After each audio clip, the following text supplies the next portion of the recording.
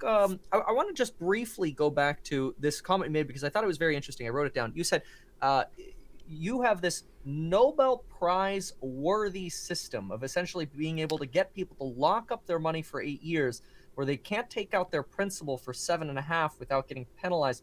Is this attractive to people? Yeah, very, extremely.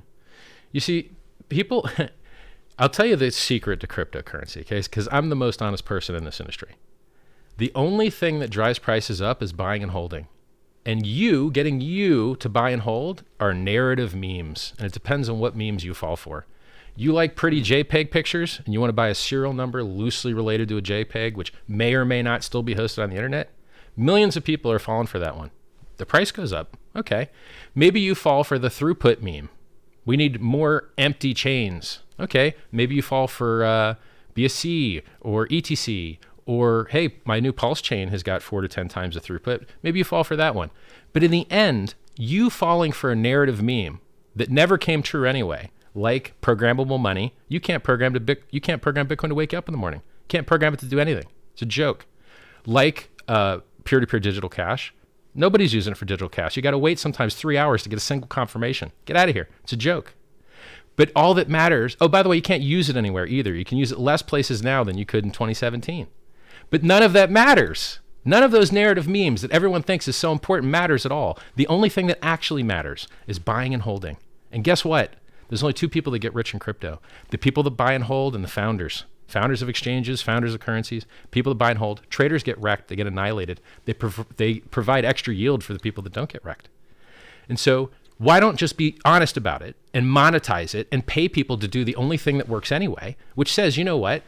They're going to inflate Bitcoin to pay miners to destroy the environment. Why don't we inflate Hex to pay speculators to hold the price up? And then we defend the network's price like Bitcoin miners defend the hash rate.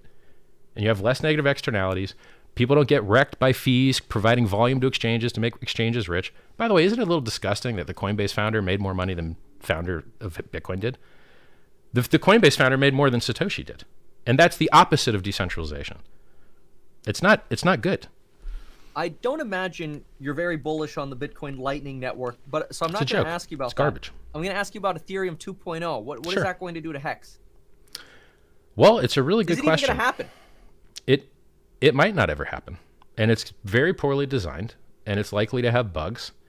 And it's been delayed and delayed and delayed and delayed and delayed, which is the nature of software, but it's a little bit unreasonably delayed. So let me tell you some of the poor design in Ethereum 2.0, which may never happen. And we're beating to market with our own features. Moving to proof of stake, awesome. Removes the destruction environment, removes negative externalities, but they did it wrong. Oh, and it helps the price because miners aren't selling it down all the time to buy electricity and enrich weird mining hardware companies in the middle of nowhere. So that's all good. The problem is that they introduced centralization and it's already cost people $100 million. So to become an Ethereum validator, you have to have 32 Ethereum. Okay, well, that's 150 grand. You got 150 grand? Oh, by the way, guess what you're buying? A job. You have to have 150 grand of Ethereum and run a server that never has downtime or you get penalized. So you have to have always uptime. If a cosmic ray bit flips your memory, you lose money. So you got to move your servers underwater or under. Anyway, so the point is, what do people do? They don't want that job and they don't have 32 ETH, so they give their keys to somebody else. And guess what happens when you give your keys to somebody else? They steal your money or they get hacked and your money's lost. So a company out of Israel called Fireblocks was taking people's Ethereum and putting it into the Ethereum 2.0 staking contract that will give you yield. And guess at some point in the future. And guess what? They lost everybody's keys. And so what did we do in Pulsechain, pulsechain.com? We said, you don't have to have 32 Ethereum to be a staker and to be a validator. You can just delegate your votes to another validator and you'll make a cut of the fees. And that's it. And so now everyone holds their own keys and it's decentralized. And if this guy goes offline, you don't lose your entire stack. You know, it's just a better design.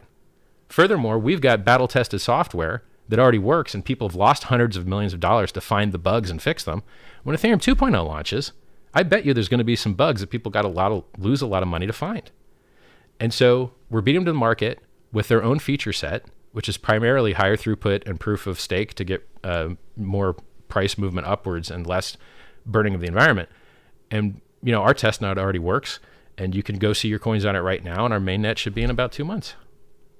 So some of the things they want to do are great, but they just didn't go about it the right way. Okay. For NFTs, which you mentioned, folks Sure. need to hodl for hope. I hate those things so much. I absolutely hate them. How do you relate then to PulseX? Isn't that built on your network Pulsechain? So basically, a good analogy is that Pulsechain is a fork of Ethereum. Oh, by the way, it's only deflationary. It burns 25% of the fees, and it doesn't have to mint new coins to pay miners. Even in Ethereum 2.0, they still inflate to pay the rewards. So we still have better tokenomics, even if Ethereum 2.0 was going to launch tomorrow. PulseX, so Pulsechain is similar to Ethereum, very similar, like, almost bit for bit copy with a proof of work rotation and improved game theory in the tokenomics. PulseX is similar to Uniswap. It's an on-chain exchange that also burns fees, and it's unique in that because we're inflating 1 million times the supply of ETH when we fork it and just giving those to the people that sacrifice to support free speech. In PulseX, people can sacrifice to support freedom of movement and assembly, some rights people forgot that we had. And then you airdrop all those people that sacrificed the free PulseX tokens. And so those guys are going to get, because the supply of Pulse is 1 million x higher, it misprices all of the ERC20s, which are now called PRC20s in the Pulse chain. They're all mispriced because their market cap of the Pulse is inflated 1 million x. So you have to drive up the prices on the automated exchanges 1 million x.